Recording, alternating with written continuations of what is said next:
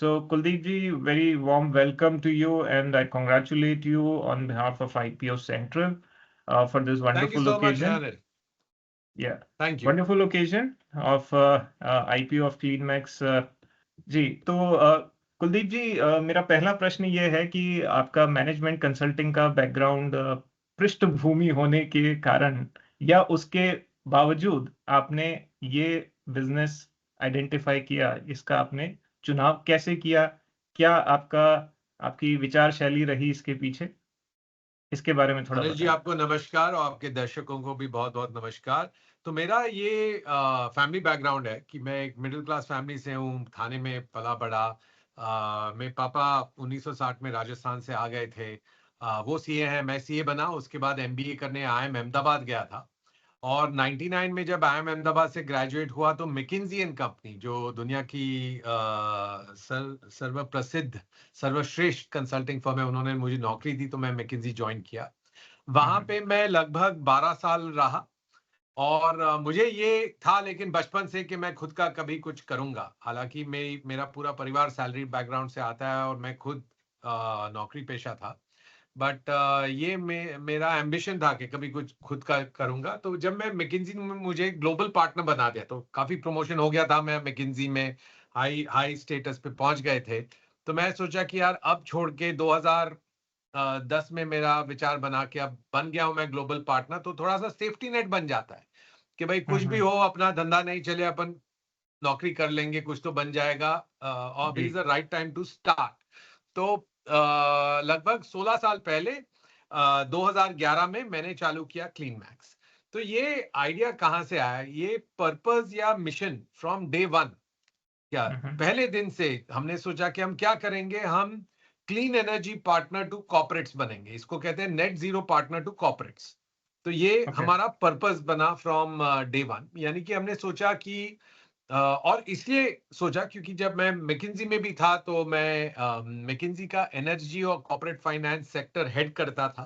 तो मुझे थोड़ा बहुत एरिया के बारे में पता थी और मुझे लगा कि ये बड़ा ट्रेंड आने वाला है। क्या मेगा ट्रेंड जो है वो है कंज्यूमर चॉइस इन एनर्जी। मतलब जैसे हर धंधे में होता है कंज्यूमर चॉइस, राइट? चाहे एयरलाइन हो, बैंकिंग हो, टेलीकॉम हो, कंज्यूमर चॉइस। तो कंज्यूमर चॉइस एनर्जी में भी आएगा। एंड पर्टिकुलरली लार्ज कॉर्पोरेट्स, जो बड़ी बड़ी कंपनियां हैं, वो अडॉप्ट करेंगी ग्रीन एनर्जी को। और मैं एक कंपनी खोलता हूं जो उनका सप्लायर बनेगा। और वो एक बड़ा मेगा ट्रेंड होगा। मैं शुरू से करूंगा तो अपनी कंपनी आगे जाएगी। तो ये विचारधारा के साथ 2011 में मैंने क्लीन मैक्स को स्टार्ट किया।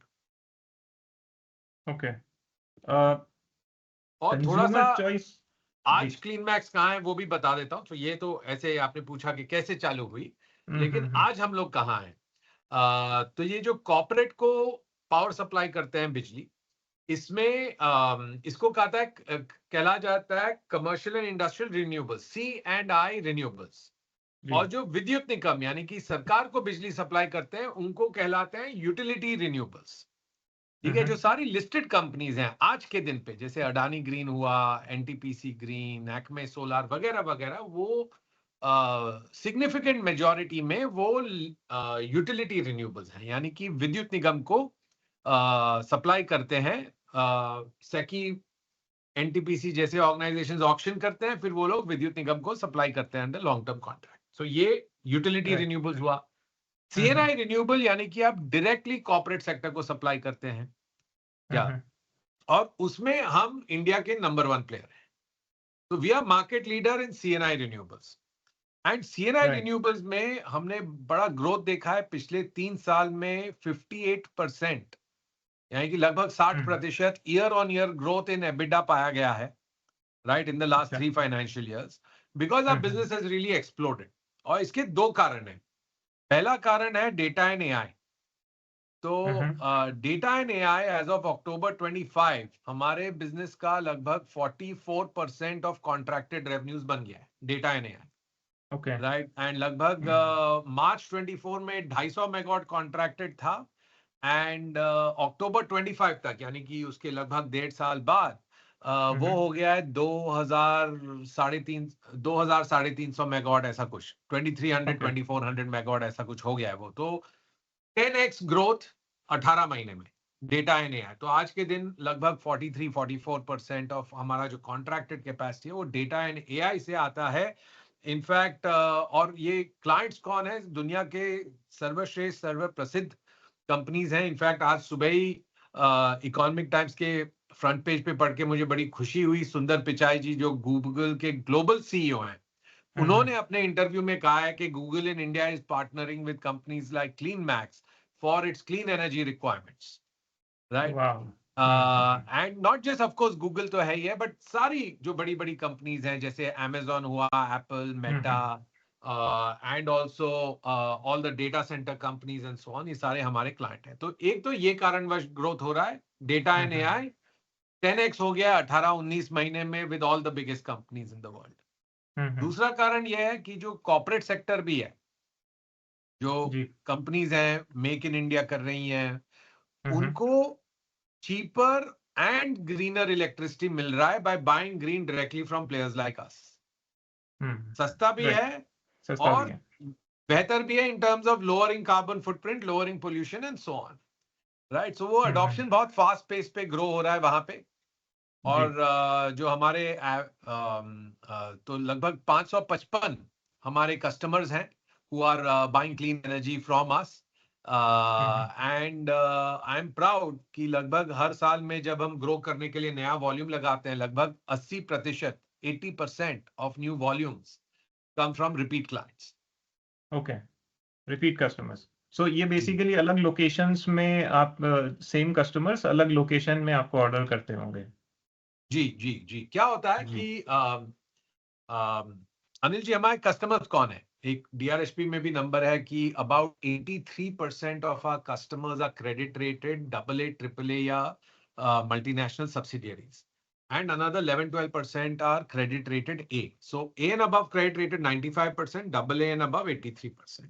So we are built to serve the biggest and best corporates. These are corporates. तो जो बड़ी कॉर्पोरेट्स होते हैं, जो बड़ी कंपनियां होती हैं, उनके ज्यादातर मल्टीपल मैन्युफैक्चरिंग लोकेशंस होते हैं, क्योंकि पूरा राइट देश भर राइट में 2-4 प्लांट तो रहते ही हैं उनके, तो हर स्टेट में सप्लाई करते हैं। एक जगह बड़ी कंपनी के साथ अच्छा काम करने का यही फायदा है, एक जगह चालू किया, दूसरी जगह किया, तब तक पहली फैक्ट्री एक्सपैंड हो गई, वहां पे किया, तो वैसे करके हमारा काफी ग्रोथ है। तो ये सब मिला के data, AI and corporate consumption shifting to green, ये दो मेगा ट्रेंड मिला के पिछले 3 साल से हमारा 58% ईयर ऑन ईयर ग्रोथ है बिड्डा का। और जो राइट लिस्टेड कंपनीज हैं, जो यूटिलिटी एनर्जी पियर्स हैं, क्या जो कंपैरिजन में है, वो उनका एवरेज ग्रोथ 16% है। तो we are far right far faster growth.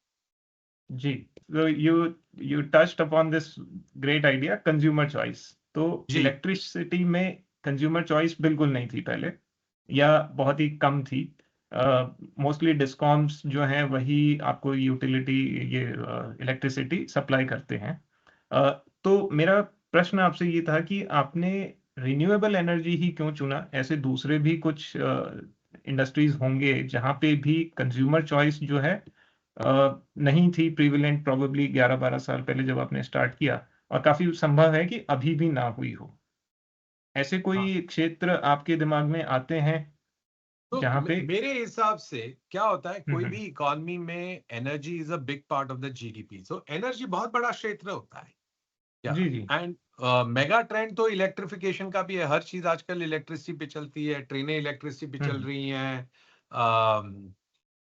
गाड़ियां, स्कूटर सब इलेक्ट्रिसिटी पे चल रहे हैं। तो एंड डेटा सेंटर्स की वजह से बहुत ग्रोथ हो रहा है। तो electrification as a broad trend is always there. And मैं खुद एनर्जी में सलाहकारी करता था, तो मैं मुझे ये ठीक लगा कि यार यहाँ पे करते हैं, यहाँ पे बहुत बनेगा। एंड राइट कंज्यूमर चॉइस में क्या है कि ऐसा लगता है कि नहीं नहीं, और हम डिस्कॉम को रिप्लेस बिल्कुल भी नहीं कर रहे हैं, जी क्योंकि डिस्कॉम का काम जो है वो है कि तार ले करना, खींचना और आपको बिजली देना, डिस्ट्रीब्यूट करना डिस्ट्रीब्यूट करना, है ना? तो राइट इट इज अ आप वायर प्रोड्यूसर हैं carrier, distributor, right right? It is not a generator of electricity. Correct और जो करेक्ट डिस्कॉम का मुनाफा होता है राइट। डिस्कॉम का जो मुनाफा होता है अंडर इलेक्ट्रिसिटी एक्ट 14% आरओई के हिसाब से उनको मुनाफा दिया जाता है। तो डिस्कॉम का मुनाफा उनके व्हीलिंग एंड ट्रांसमिशन चार्जेस में जुड़ जाता है। तो व्हीलिंग एंड ट्रांसमिशन चार्ज कैसे कैलकुलेट करते हैं कि भाई कितना मेरे को खर्चा आ रहा है ये काम करने के लिए, plus profit margin based on 14% ROE. तो वो व्हीलिंग एंड ट्रांसमिशन चार्जेस में जुड़ जाता है उनका मुनाफा भी। और अब चाहे जो बड़ी बड़ी कंपनीज हैं, हमारे क्लाइंट्स हैं, वो यदि हमसे डायरेक्टली बिजली खरीदते हैं, हम डिस्कॉम के थ्रू ही तो उनको बिजली भेज रहे हैं। और जो व्हीलिंग एंड ट्रांसमिशन चार्जेस वो डिस्कॉम अपना बना रहा है इंक्लूडिंग मुनाफा, वो एनीवे बना रहा है। Right, right. हाँ, आप उसको रिप्लेस तो बिल्कुल नहीं कर रहे हैं, आप तो हाँ प्रोड्यूसर हैं। राइट। हाँ जी। नहीं, मेरा प्रश्न बेसिकली ये था यहाँ पे कि जैसे रेलवेज का आपने मेंशन किया, तो रेलवेज के अंदर भी कोई कंज्यूमर चॉइस नहीं है आज की तारीख में, जो इंडियन रेलवे है वही है। So technically speaking, just just thinking loud. Possibly. लेकिन अनिल जी क्या होता है, मैं अक्सर ये सोचता हूँ, अरे यार ये नहीं तो कोई और धंधा चालू करता। लेकिन क्या होता है, बिजनेस चालू करने के आइडियाज आप जिस क्षेत्र में काम करते हो उसमें आते हैं। अभी आई एम श्योर बहुत आइडियाज होंगे जो मे बी मुझे 2010-11 में लेने चाहिए थे, मे बी इससे ज्यादा अच्छा बिजनेस बनता, आई डोंट नो। पर राइट। आपको जितनी सब अपन सबकी सीमित जानकारी होती है, उस हिसाब से मैं एनर्जी में काम करता था, मुझे लगा एनर्जी बहुत बड़ा क्षेत्र है, इसमें ये बहुत बड़ा मेगा ट्रेंड है, इसके पीछे मैं घुस जाता हूँ। और यहाँ एंड पे मेरे हमने ख्याल बना से दिया CleanMax, which is now the leading number 1 player in CNI renewables in India. Right, right, right. इसमें कुछ रेगुलेटरी चेंजेस ने भी कुछ रोल प्ले किया होगा मेरे ख्याल से। बिल्कुल बिल्कुल। क्या हुआ कि राइट। रेगुलेशंस ऑलरेडी पॉजिटिव थे, लेकिन 2022 में हाँ, हमारे जी। प्रधानमंत्री जी आदरणीय श्री नरेंद्र मोदी ने ग्लासगो कॉप समिट में कमिट किया था कि India will be net zero by 2070। उसके अंतर्गत उन्होंने ये भी मार्गदर्शन दिया कि ये हम एज अ कंट्री कैसे करेंगे। हम ये ऐसे करेंगे कि हम इंडिया विल एनकरेज हर corporates to buy green power directly. Right, ये उन्होंने कहा राइट। था। उसके बाद सरकार एक amendment to electricity act and rules लेके आई called green energy open access rules 2022। यानी कि सौर और वायु ऊर्जा, यानी कि green energy, renewable energy large consumers कैसे खरीद सकते हैं, क्या रूल्स एंड रेगुलेशंस रहेंगे, ताकि ये consistent rules and regulations her state पे लागू हों। ये जी। रेगुलेटरी चेंज आया जून 2022 में, और उसके बाद बहुत ग्रोथ हुआ है। ओके। राइट, कोई भी इंडस्ट्री में एक बार standardize and pro market pro consumer regulations आ जाएं तो इंडस्ट्री ग्रो होती है। तो जी। वही हमारे साथ भी हुआ है। ओके। सो जो एक ट्रेडिशनल तरीका है, जैसे कि हम देखते हैं, जो समझ में आता है जैसे मुझे, कि पावर प्रोडक्शन जो है वो स्टेट अफेयर रहा है काफी लंबे टाइम से। और वो इसलिए भी क्योंकि प्राइवेट सेक्टर उसमें घुसना नहीं चाहता था, क्योंकि जो पहले के जो खिलाड़ी उसमें मौजूद थे उनकी वित्तीय स्थिति को देखते हुए, so basically transmission companies they don't pay on time, they didn't use to pay on time. तो वहां पे कुछ चेंज हुआ है जिसकी वजह से इस इंडस्ट्री की हालत थोड़ी सुधरी है, या क्या हुआ है वहां पे उस सर, साइड में सीएनआई रेगुलेशंस में? रिन्यूएबल्स में, हमारे लिए मैं कह रहा हूँ, सीएनआई जी। रिन्यूएबल्स में मेरी इंडस्ट्री में 100%, 100% of my revenue comes from corporate customers, of which 83% are credit rated AA AAA और एमएनसी। तो हम्म। मेरा कोई धंधे में कोई रिसीवेबल्स का प्रॉब्लम ही नहीं है, मेरे को तो 26 दिन में पैसे आ जाते हैं। यानी कि राइट। जनवरी का जो बिजली उत्पादन होता है वो 3-4 फरवरी तक बिल जाता है, 15 और 25 फरवरी के बीच में पैसे आ जाते हैं। जी। Compare to this, utility renewables हैं जो विद्युत निगम को दे रहे हैं बिजली, वहां पे ये आज भी समस्या थोड़ी बहुत है। On average okay. उनका 90 दिन, 100 दिन, मतलब 3 महीने 4 महीने के बाद पैसे आते हैं। ये बात सही है। सो राइट। ये बेनिफिट रहा है कि अगर आप टॉप कॉर्पोरेट्स के साथ काम करें तो ये बेनिफिट है कि रेट अच्छा मिलता है, टाइमली पैसे आते हैं। तो रेट मैं क्यों कह रहा हूं अच्छा मिलता है, हम लोग 100 कस्टमर को डायरेक्टली बेचते हैं। कोई भी धंधे में डायरेक्ट टू कस्टमर कंज्यूमर आपके यदि साथ है तो आपको सुपीरियर टैरिफ मिलेगा कंपेयर टू होलसेल मार्केट। ये विद्युत राइट। निगम को बेचने का काम तो होलसेल मार्केट में है। आप एक घर बैठे बैठे आप कॉन्ट्रैक्ट में बिड किया, आपका लोएस्ट बिड है तो आप जीत गए। आप एक राइट। साथ 500 मेगावाट जीत गए, क्या तो होलसेल मार्केट है। हम लोग एक एक कॉन्ट्रैक्ट ऑन एवरेज 13 मेगावाट का होता है, तो हम लोग अच्छा। रिटेल मार्केट है। तो 100 हम्म। कस्टमर के साथ बात करते रहो, बेचो, कॉन्ट्रैक्ट साइन करो, फिर जाके प्लांट लगाओ वगैरह वगैरह। So it's more hmm. Wholesale in cost structure but retail in final pricing, right. So that's pricing में। How we work. राइट। तो हमारा जो एवरेज टैरिफ है, तो as hmm. Of October 25, Anil ji, हमारा लगभग 3,200 megawatt contracted hmm. And under construction है। यानी कि आज तक लगा नहीं है। 2,800 मेगावाट लग चुका है, 3,200 राइट। मेगावाट कॉन्ट्रैक्टेड है, अंडर कंस्ट्रक्शन है, अगले 2 साल में लग जाएगा। बट उस पे टैरिफ है लगभग 3.61 for the 3,200 megawatt which is contracted and under construction. ये ₹3.60 का टैरिफ कंपेयर्स विद यूटिलिटी का टैरिफ। आप खुद पढ़ते होंगे, सेकी का ऑप्शन वगैरह होता है। सोलार जाता है लगभग ₹2.40 50 पैसे, एंड विंड जाता है लगभग ₹3.25, राइट। इन कंपैरिजन हमारा वेटेड एवरेज टैरिफ 3.6 है। तो बेनिफिट ऑफ इतना आप डायरेक्ट टू कस्टमर करो, आपका सुपीरियर प्राइसिंग मिलता है, एक बेनिफिट। सेकंड, आप हमारा ग्रोथ का 80% सेम कस्टमर लाता है, so you know that is helpful. तीसरा, कैश फ्लो की कोई तकल्लुफ नहीं है, क्योंकि सबसे कम रिसीवेबल्स एनर्जी इंडस्ट्री में हमारे हैं, क्योंकि कॉर्पोरेट कस्टमर्स हैं। राइट। राइट। परफेक्ट। सो लेकिन आपको डिस्ट्रीब्यूशन कंपनी से बेसिकली कोई बिलिंग वगैरह कुछ नहीं होता है, आपकी बिलिंग हम डायरेक्टली उनको कुछ कस्टमर्स बिलिंग को नहीं होती है। करते हैं। बट आप उनका इंफ्रास्ट्रक्चर यूज करते हो तो कुछ उनको जी, पेमेंट जाता होगा। हम नहीं करते हैं, बट जो कस्टमर है, जो बिजली खरीद रहा है, जी। जी, अच्छा। जैसे कोई अच्छा, वो पे कारखाना है जो करते हैं। बिजली खरीद रहा है, तो हम्म। वो बिजली का भाव हमको देता है। It's like factory okay. Gate price मुझे मिल जाता है, क्योंकि मैंने बिजली बना के अपने फैक्ट्री पे ग्रिड में अपलोड कर दिया। और ओके। विद्युत निगम जो है वो कस्टमर को चार्ज करता है cost of wheeling and transmitting that power from my factory to his factory, right. So वो गॉट इट। विद्युत निगम को डायरेक्टली देता है, मैं नहीं देता हूं विद्युत निगम को। सो ये बेसिकली। ऐसा सिस्टम बना हुआ है। ओके, सो कस्टमर के पॉइंट ऑफ व्यू से देखा जाए तो उनके पास दो बिल्स आते हैं। जी, जी, okay. Got it. Got it. Perfect. अच्छा, ठीक है। अब इसके अंदर आपने आपके जो टेन्योर्स हैं, एवरेज टेन्योर्स, वो काफ़ी लंबे होते हैं, 22, 23, जी। 25 साल के भी होते हैं जहाँ तक मुझे पता है। तो काफ़ी लंबे हैं, तो उसके फ़ायदे भी हैं। फ़ायदे तो हम जानते ही हैं कि आपको रेवेन्यू की विजिबिलिटी मिल जाती है अगले 20-25 साल 23 तक। साल तक। हाँ। लेकिन उसका नुकसान भी है कि आज की तारीख में जो प्राइस आपने कमिट किया है 23-24 साल के बाद, तो उसकी वैल्यू बड़ी कम हो जाएगी। कॉमेंसरेटली अगर आपका कॉस्ट ऑफ प्रोडक्शन उसी हिसाब से कम होता है या वहीं पे रहता है, तब तो कोई दिक्कत नहीं है। लेकिन यहाँ पे काफ़ी चांसेस हैं, क्योंकि आपकी जो मैन पावर कॉस्ट है उसकी भी कॉस्ट बढ़ेगी ही, इन्फ्लेशन भी बढ़ता है। तो यहाँ पे आपके प्रॉफिट मार्जिन्स गोइंग फॉरवर्ड कम होंगे या एफिशिएंसी गेन्स होंगे, क्या होगा इसमें? ये मतलब तो इतनी दूर अनिल की जी, बात है कि समझना थोड़ा सा मुश्किल है, तो इस वजह से मैं पूछ रहा हूँ। अनिल जी, एक्चुअली दुनिया का बहुत सिंपल धंधा है। जी। क्योंकि इसमें क्या है, रिन्यूएबल एनर्जी में शुरू में आपने काफी खर्चा करके, इट्स हाईली कैपिटल इंटेंसिव, तो यस। काफी खर्चा करके प्लांट लगाया। हम्म। लेकिन एक बार लग गया, उसका खर्चा, रनिंग कॉस्ट बहुत ही कम है।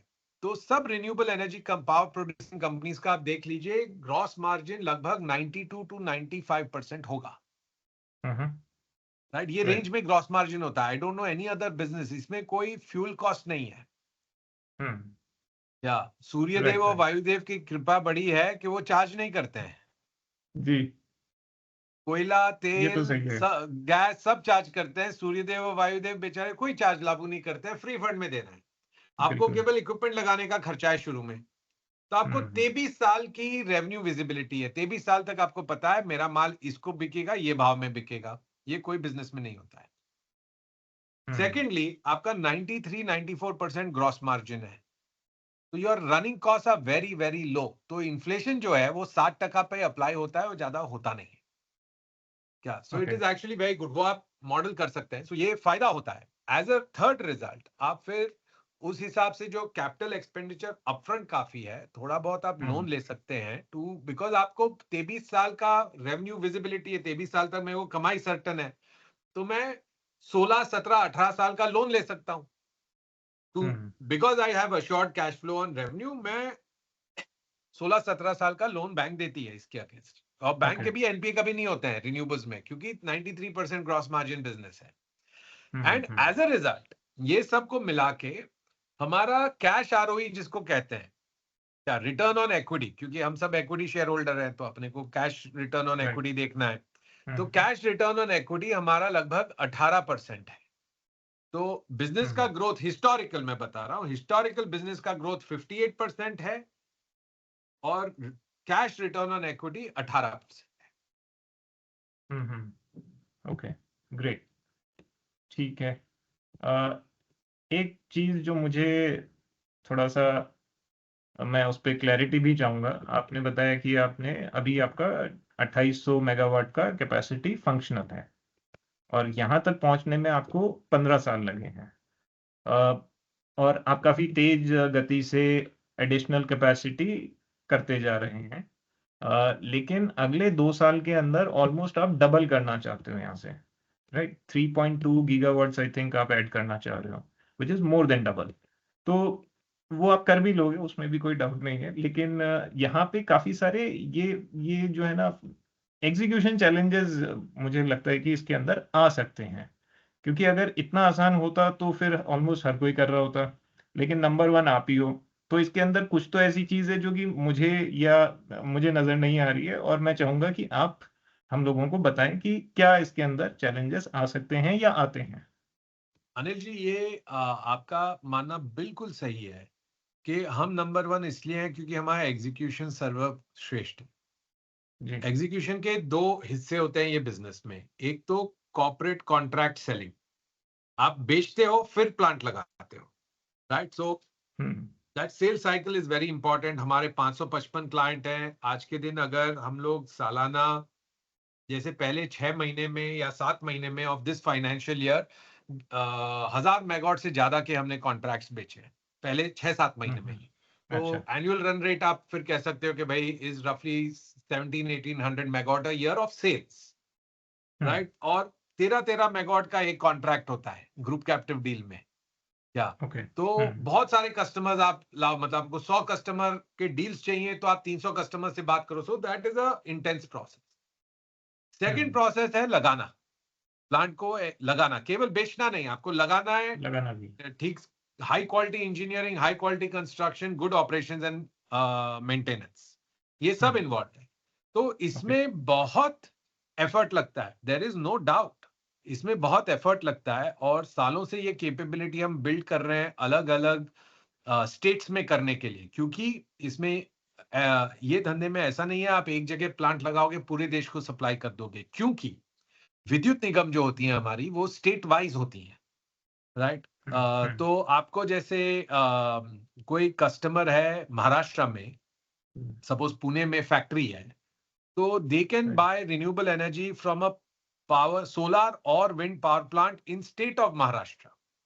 हाँ, नागपुर हो, शोलापुर हो, कोल्हापुर हो, फर्क नहीं पड़ता है, but as long as Gujarat it is in Karnataka से महाराष्ट्र। नहीं आ सकती है। राजस्थान से तो भी नहीं आ सकती। राजस्थान से भी नहीं आ सकती, केवल उस स्टेट का उस स्टेट में। तो उसी स्टेट हमारे से आ सकती। प्लांट जो हैं 10 अलग अलग स्टेट्स में हैं, राइट? ओके। क्योंकि जो बड़े कस्टमर हैं हमारे, उनके फैसिलिटीज हर जगह हैं, तो उनको तो हर प्लांट में चाहिए, राइट राइट। राइट? तो हम 10-10 अलग स्टेट्स में हैं, तो 10-10 अलग स्टेट्स में लैंड एक्विजिशन करना, पावर इवैक्यूएशन संभालना, कंस्ट्रक्शन मैनेज करना, ऑपरेशन मेंटेनेंस मैनेज करना, हाई क्वालिटी डिजाइन इंजीनियरिंग करना, ये मेहनत का काम है, इट्स नॉट सो इजी। और ये सालों सालों से हम कैपेबिलिटी बिल्ड कर रहे हैं।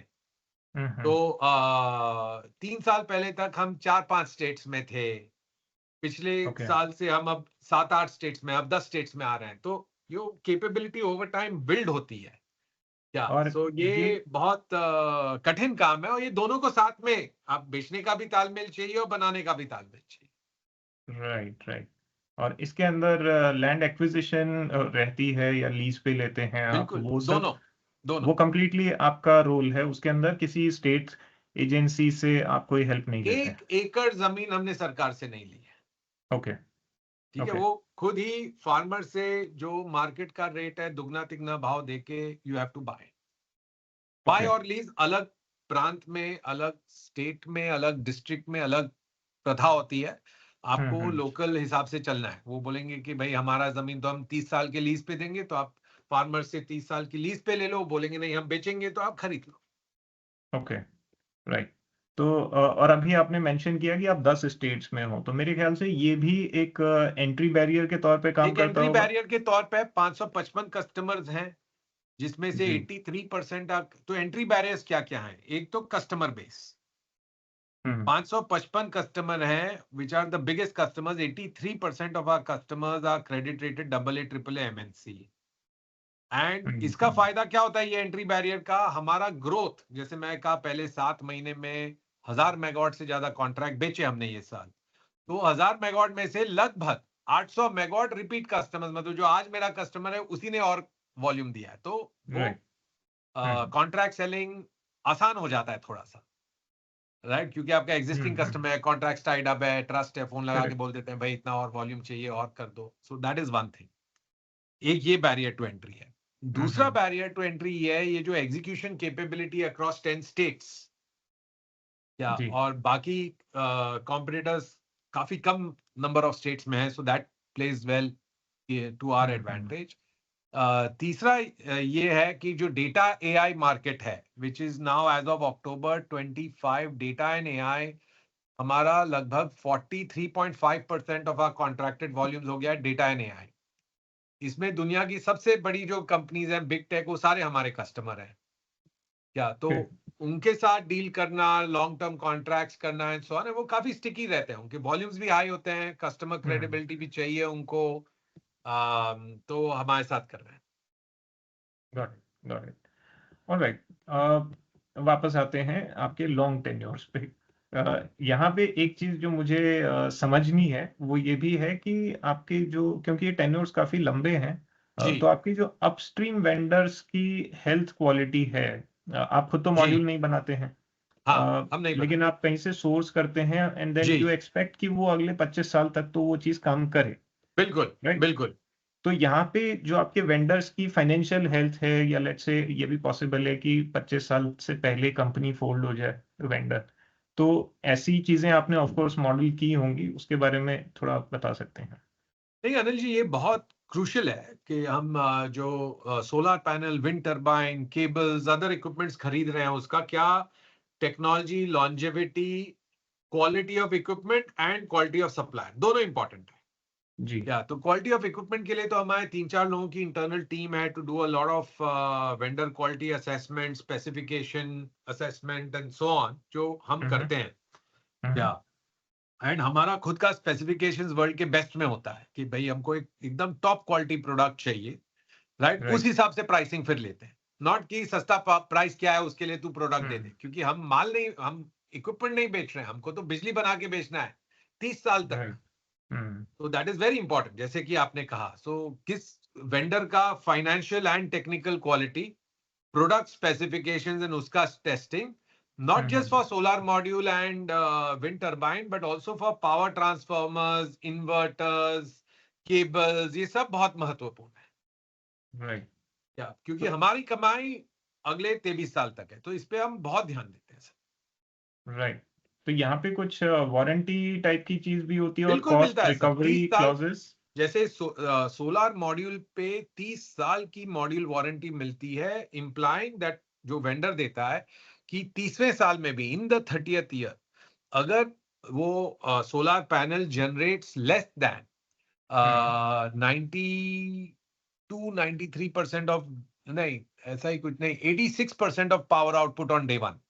तो एक उसका एक हम्म। ग्रेडेशन हम्म। कर्व होता है कि हर राइट। साल कितना जनरेट करना चाहिए। 30वें साल में भी 86% होता है, शुरू में 100 होता है, 30 ओके। साल में लगभग 13-14% गिर जाता है, हम्म। राइट? आज आज के लेटेस्ट जो टॉपकॉन मॉड्यूल्स आ रहे हैं उसमें ये वारंटी होती है। अलग समय, अलग साल, अलग वारंटी रहा है, बट बहुत लॉन्ग टर्म हम्म। वारंटी मिलता है। तो मॉड्यूल मैन्युफैक्चरर फ्री में रिप्लेस करके देगा, ये वारंटी मिलती है। राइट।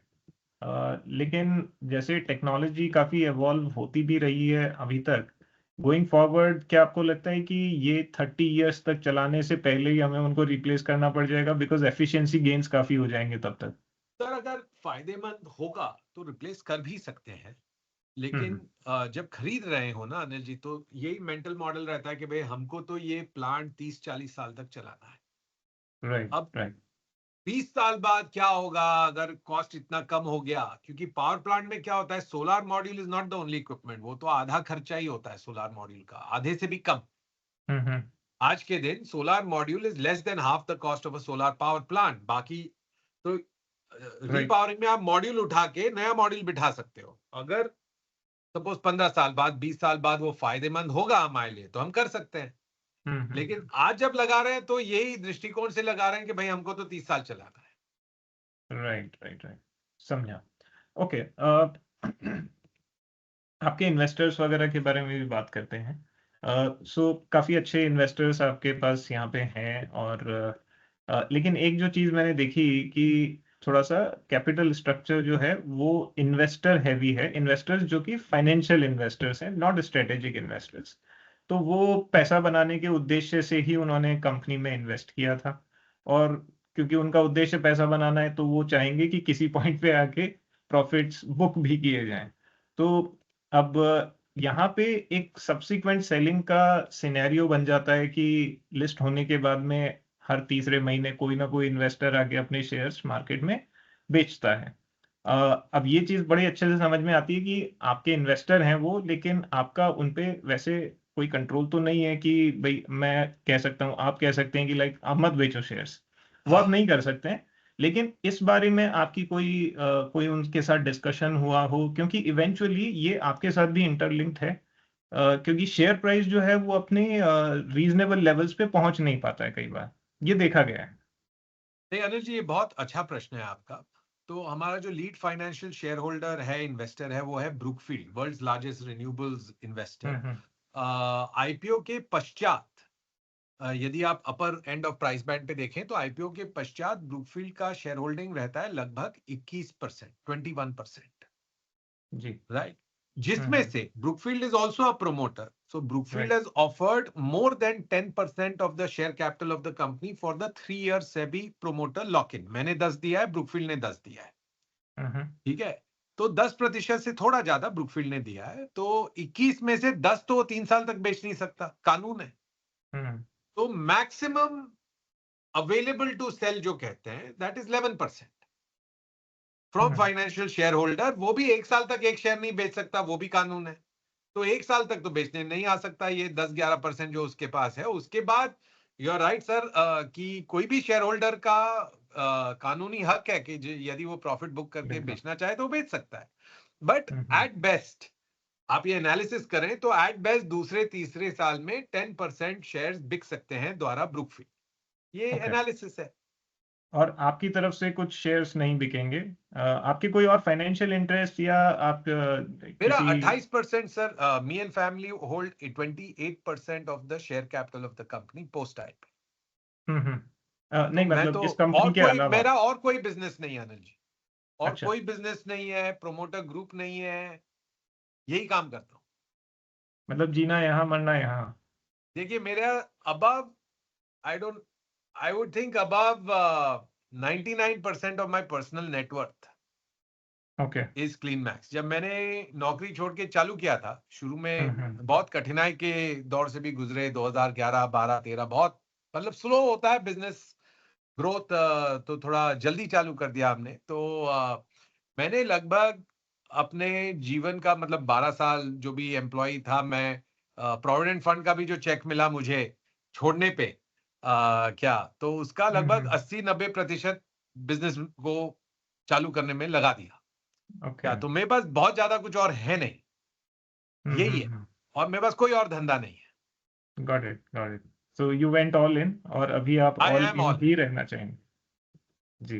गोइंग फॉरवर्ड आपकी कंपनी के थ्रू आप कोई बैकवर्ड इंटीग्रेशन या फॉरवर्ड इंटीग्रेशन ऐसा कुछ प्लान करना चाहेंगे?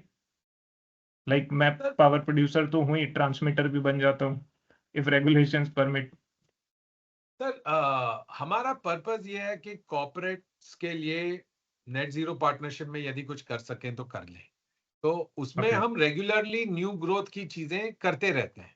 तो बिजली हम्म। उत्पादन का काम तो शुरू से कर रहे हैं, रूफटॉप सोलर करते थे, फिर लार्ज सोलर फार्म्स करने लगे, विंड करने लगे, विंड सोलर हाइब्रिड्स करने लगे। अब आगे जाके हम्म। में भी एनर्जी स्टोरेज भी उसमें जुड़ जाएगा। तो ये सब वो है, बट 3 साल पहले कार्बन बिजनेस भी चालू किया, क्योंकि कॉर्पोरेट्स को एक कार्बन ट्रेडिंग, कार्बन इन्वेस्टमेंट्स ये सब भी चाहिए होता है, तो वो भी हमने चालू किया है। वो आज नैसेंट है, लेकिन उसका ग्रोथ पोटेंशियल काफी है। तो ऐसे काफी हम्म। चीजें हम लोग करते रहते हैं, लेकिन पर्पस या मिशन ये है कि net zero partner to corporates हमारे कस्टमर को क्या चाहिए वो करेंगे। तो मेरे को करेक्ट। नहीं लगता ये जो बैकवर्ड इंटीग्रेशन है कि खुद के मॉड्यूल बना दो, ये वो, ये इसमें रुचि ज्यादा नहीं रखते हैं हम लोग। वो बहुत बढ़िया धंधा है, बहुत बड़ा धंधा है, but not for us. Right. चलिए ठीक है, आप इसी पे फोकस करना चाहते हैं। With that, all my best wishes to you. बड़ा अच्छा लगा आपसे बात करके। और आईपीओ सेंट्रल की तरफ से आपको बहुत बहुत बधाइयाँ और शुभकामनाएं। बहुत बहुत धन्यवाद अनिल जी। हाँ, जी। आपके और आपके दर्शकों को भी। जी बहुत बहुत धन्यवाद। चलिए, सी यू।